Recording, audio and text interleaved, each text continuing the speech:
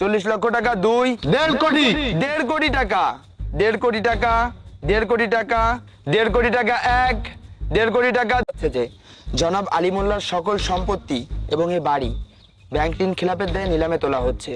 বাজার দর হিসাব করে ভিত্তিমূল্য নির্ধারণ টাকা 1 40 লক্ষ টাকা 2 70 লক্ষ 70 লক্ষ টাকা 70 লক্ষ টাকা 70 লক্ষ টাকা 1 কোটি টাকা 1 কোটি টাকা 2 1.5 কোটি 1.5 কোটি টাকা 1.5 কোটি টাকা 1.5 কোটি টাকা 1.5 কোটি।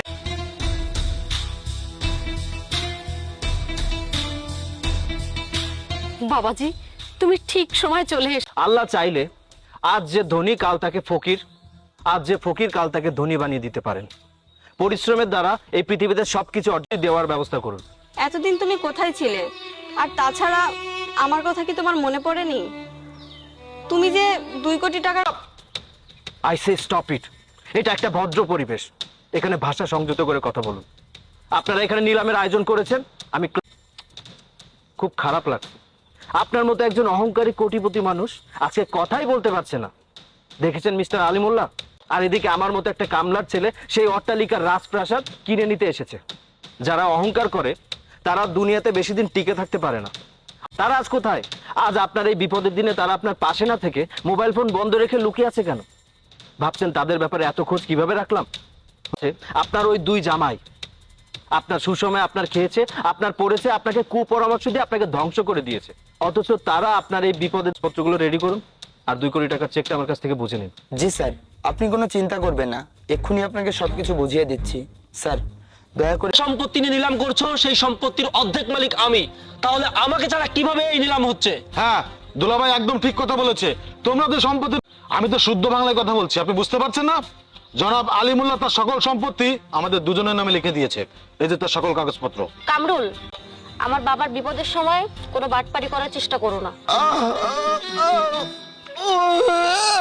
দেখো আলামিন, তোমরা দুজনে মিলে আমার বাবার সাথে বাটপারি করছো। তোমরা এখানে কোনো রকম ঝামেলা না করে এখান থেকে চলে যাও, তা না হলে কিন্তু আমি তোমার বিবাহিত স্ত্রী হিসাবে বলছি। মালিক যে আমরা, আমাদের কাছে সঠিক ডকুমেন্টস আছে, বুঝতে পেরেছিস? মানে কি বলছো তোমরা? মানেটা খুবই সিম্পল।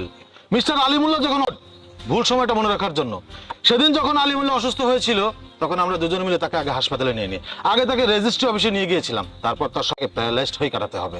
হ্যাঁ, আর এই চক্রের মহাপরিকল্পনাকারী হচ্ছি আমি। আমি যদি সেদিন এই পরিকল্পনা না করতাম ছিলাম, তাই তো আজ আমরা এত কিছুর মালিক হতে পেরেছি। আচ্ছা কামরুল, আমরা এখানে এত কথা বলছি কেন? হ্যাঁ তাই তো, আমরা এখানে এত কথা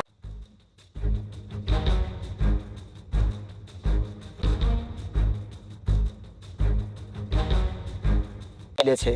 জনাব আলী মোল্লা সজ্ঞানে তার সমস্ত সম্পত্তি নিজ হাতে জনাব কামরুল এবং জনাব আলামিন সাহেবকে লিখে দিয়েছেন। সেক্ষেত্রে আজকে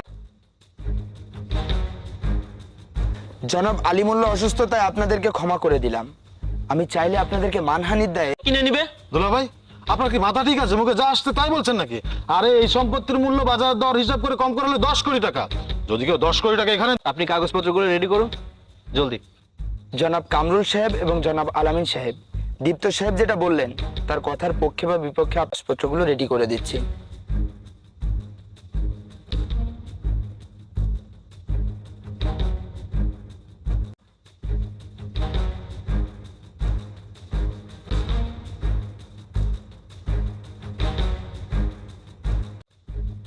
আপনাদের সময় মতো তারিখটা বসিয়ে টাকাটা তুলে নেবেন। জি স্যার। আলামিন সাহেব, কিন্তু তোর মতো বোকা দ্বিতীয়টা দেখিনি। চলো কামরুল। দাঁড়া, তোরা তো আমার বোকামিটা দেখলি, এবার পাগলামিটাও দেখে যা, দেওয়ার ব্যবস্থা করুন। কিন্তু স্যার। No excuse. আমি আপনাকে ডাবল পারিশ্রমিক দিব। ঠিক আছে স্যার, আমি এক্ষুনি করে দিচ্ছি। রেজিস্ট্রি অফিসে নিয়ে তার কাছ থেকে সম্পত্তি লিখে নিয়েছিস। আরে তোরা কি মানুষ? বাবার সমতুল্য একজন শ্বশুরকে ট্রাপে ফেলে তার কাছ থেকে সম্পত্তি লিখে নিয়ে তাকে রাস্তায় নামাতে পারিস, কিন্তু রাখে আল্লাহ মারেকে।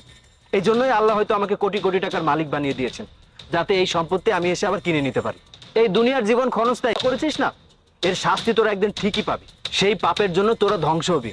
এটা আমার কথা না, এটা জ্ঞানী মানুষের কথা। আমার কথা তোদের এখন। এখানে আসার পরে তোমার সাথে অনেক খারাপ ব্যবহার করেছি, আমি তার জন্য ক্ষমা চেয়ে নিচ্ছি।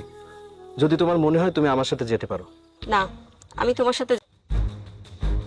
বাবা চলো।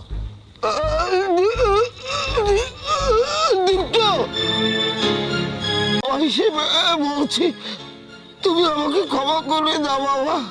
ছিছি বাবা, আপনি হাত জোর করে আমার কাছে কেন ক্ষমা চাইছেন? আমার কাছে মাপ না, আমাকে দোয়া করবেন। কি হলো জানোয়ারের দল, তোরা এখন এখানে দাঁড়িয়ে আছিস? এখান থেকে যাবি নাকি পুলিশ দেখে তোরা তারপরে পুলিশের কাছে দেবো? দাঁড়াও দীপ্ত, বাবা না